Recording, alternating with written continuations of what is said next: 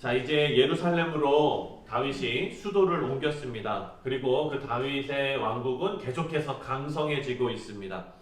이스라엘 역사에서요, 지금 이 시기만큼 이스라엘이 정치적으로나 영적으로나 강성했던 시기를 맞게 된 적이 없었는데, 이때는 주변 나라들도 평안했던 그런 시기였어요. 주변 나라들이 평안했다는 게 그 나라들이 평안했다는 얘기가 아니라, 여러분, 다른 주변 나라들이 문제가 없으면은요, 무슨 생각을 할까요?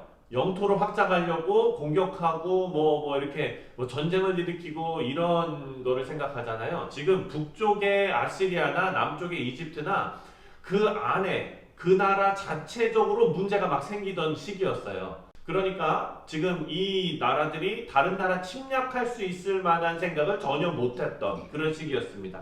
역설적으로 이스라엘 지역은요, 계속 안정이 되고 외부의 불안한 위협도 없는 태평한 시기가 바로 그 시기였던 거예요. 그래서 역사가들은 어떻게 생각하느냐, 다윗은 참 복을 타고났다, 이렇게 평가를 하죠. 하지만 하나님을 섬기는 우리는 어떻게 이 사건을 바라봅니까? 이 모든 게 다 하나님의 섭리였다라고 우리가 볼 수 있습니다. 그래서 오늘 본문을 읽으면은요, 다윗이 드디어 하나님의 복을 받는구나 하는 생각을 할 수가 있는데요. 하지만 우리는 이 말씀에 나오는 하나님의 복을 균형 있는 시각으로 바라보아야 합니다. 다윗은 이런 번영의 시기를 맞기 전에 어려운 시기가 먼저 있었잖아요. 그렇죠? 사울에게 목숨 위협받고 도망치고 블레셋으로 망명도 하고 함께하는 사람들을 먹여 살리기 위해서 이방인들과 전쟁을 일삼아야 되고 이런 어려운 시기를 다 살았습니다. 지금 이제 이스라엘 왕으로서 지금 이렇게 번영을 누리고 있지 않습니까? 우리가 생각할 때 이 왕으로 번영을 누리던 이 시기는 하나님께서 함께 하시고, 그 전에 정말 그 위협받고 도망자로 살고 이럴 땐 하나님이 함께 안 하시고 이런 것이 아니라 그 어려운 시기나 지금 잘된 시기나 하나님은 동일하게 함께 하셨다라는 것을 우리가 알 수 있거든요.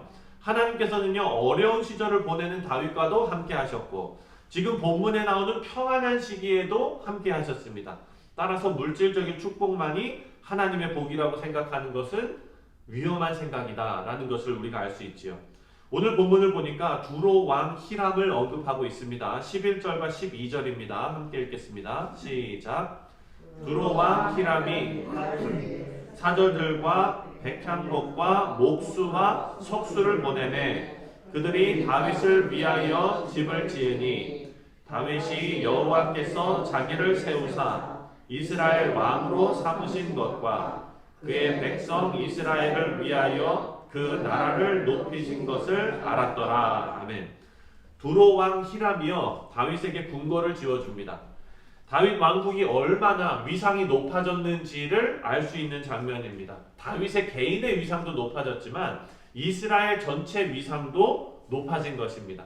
두로는 어떤 나라냐면요, 주로 무역을 하던 나라였어요. 그래서 이 사람들은요, 장사를 하는 그런 나라였기 때문에 그 손해와 이익을 계산하는 것이 아주 밝았던 그런 사람들입니다. 그런데 이런 나라가 자신들이 다 손해보면서 다윗한테 백향목을 보내가지고 그렇게 궁궐을 지어주겠습니까? 다 이익이 있으니까, 자기들에게 이익이 된다고 판단을 했으니까 그렇게 했겠죠.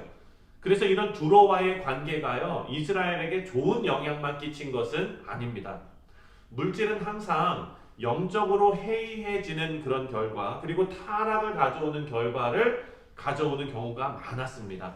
하지만 다윗은 이 물질적인 축복의 양면성을 바로 이해하고 있었던 것 같습니다. 12절을 보면은 12절에 다윗이 여호와께서 자기를 세우사 이스라엘 왕으로 삼으신 것과 그의 백성 이스라엘을 위하여 그 나라를 높이신 것을 알았더라.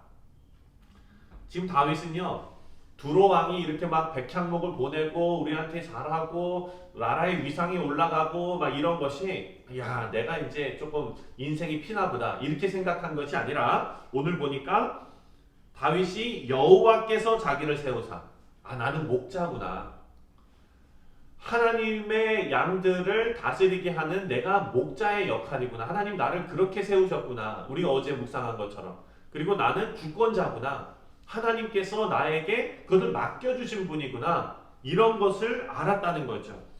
그 백성 이스라엘을 위하여 그 나라를 높이신 것을 알았더라. 사랑하는 성도님들, 이런 마음의 자세가 계신 분들은요, 하나님 앞에 입을 크게 벌리시기 바랍니다. 네, 말씀에 그렇게 나오잖아요. 내 입을 크게 벌리라. 그렇죠? 하나님께서 넘치도록 부어주실 줄 믿습니다. 사랑하는 성도님들, 하나님께서 여러분의 가정에 물질의 축복을 주시기를 저는 간절히 기도합니다. 이와 더불어 우리 사랑하는 성도님들께서 그 물질을 잘 다스릴 수 있는 지혜와 신앙이 있으시기를 또한 간절히 기도드립니다. 우리에게 허락하신 이 물질은요, 하나님의 뜻이 우리의 삶에 이루어지는 하나의 도구로 쓰임받을 수 있습니다. 그래서 물질로 시험받고 물질의 노예가 되지 않도록 우리는 우리의 신앙을 바로 세워야 될 줄 믿습니다. 우리 13절부터 16절에는요, 다윗의 아들들의 이름이 나오거든요. 예루살렘에서 얻은 자식들이 이제 쭉 언급되고 있습니다. 물론 성경에서 생육하고 번성하는 하나님의 축복의 개념은 우리가 잘 알고 있지요. 생육하고 번성하는 것. 하지만 여기에서 첩이 늘었다는 것을 보면은 조금 불안하기도 합니다. 왜냐하면 다윗이 국제사회에서 위상이 높아진 만큼 다른 나라의 왕들도 첩을 많이 두는 그런 일들이 있었거든요. 그래서 그 일을 따라하는 것이 아닌가 하는 의심을 들게 하는 그런 장면입니다. 위치가 올라가면 초심을 떠올려야 합니다. 하지만 그것이 쉽다면 누가 실패하겠습니까, 여러분?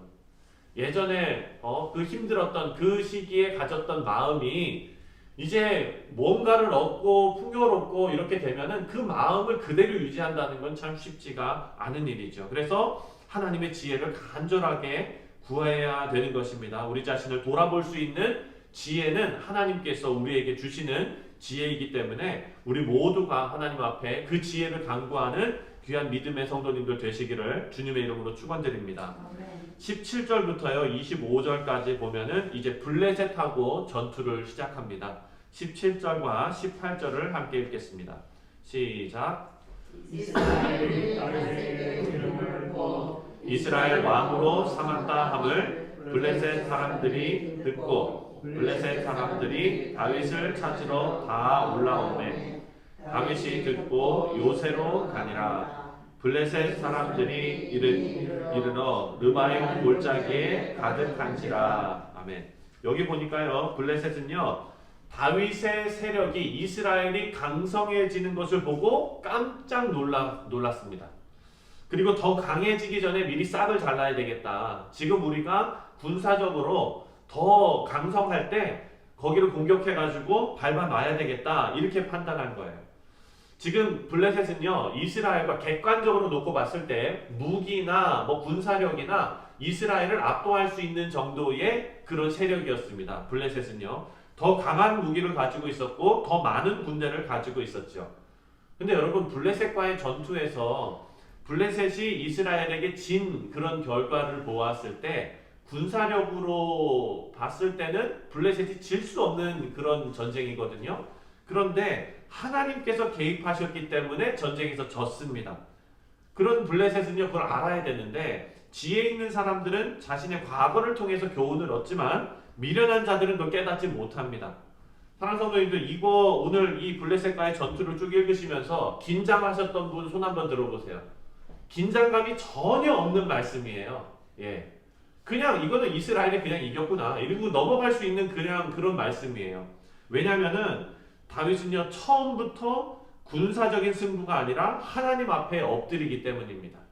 19절을 보니까요, 다윗이 여호와께 여쭈어 이르되 내가 블레셋 사람에게로 올라가리까 여호와께서 그들을 내 손에 넘기시겠나이까 하니 여호와께서 다윗에게 말씀하시되 올라가라 내가 반드시 블레셋 사람을 내 손에 넘기리라 하신지라.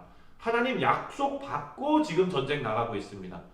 그렇게 해서 대승을 거두죠. 22절을 보니까요, 블레셋이 전쟁에서 패하고 났는데 또다시 두 번째로 쳐들어옵니다. 이번에도 다윗은 하나님께 엎드리고 하나님께서 명령하신 대로 행해서 대승을 거두었습니다. 25절을 보면 이 두 번의 승리로 다윗은요, 블레셋을 게셀까지 밀어냈다라고 나옵니다. 25절을 함께 읽겠습니다. 시작. 이에 다윗이 여호와의 명령대로 행하여 블레셋 사람을 쳐서 게바에서 게셀까지 이르니라. 아멘. 여러분 이 지역이 어디냐면은요. 사무엘상에서 우리가 묵상했을 때 법궤를 뺏겼던 그 전투 기억나시죠? 네, 그 누구죠? 엘리의 두 아들이 거기서 죽고 그렇게 정말 처참하게 패배를 당하고 법궤를 다 뺏겼던 그 전투, 그 지역입니다. 그 지역까지 이제 이스라엘 백성들이 블레셋을 다 물어내고 그 지역까지 다 탈환한 거예요. 그 얘기는 뭐냐? 블레셋을 이스라엘 땅에서 마침내 다 몰아낸 것입니다. 오늘 이 말씀에서 나오는 승리의 비결은 딱 하나입니다. 25절에 나오는 다윗이 여호와의 명령대로 행하여입니다. 여호와의 명령대로 행하여. 다시 말하면 하나님의 말씀대로 행하는 삶을 살았다라는 것이죠. 하나님의 명령은 너무나 분명합니다. 하나님께서 이스라엘 백성들에게도 명령하시고 그리고 오늘을 살아가는 신약의 성도들에게도 명령하셨는데 그 명령의 말씀을 예수님께서 잘 요약을 해주셨어요.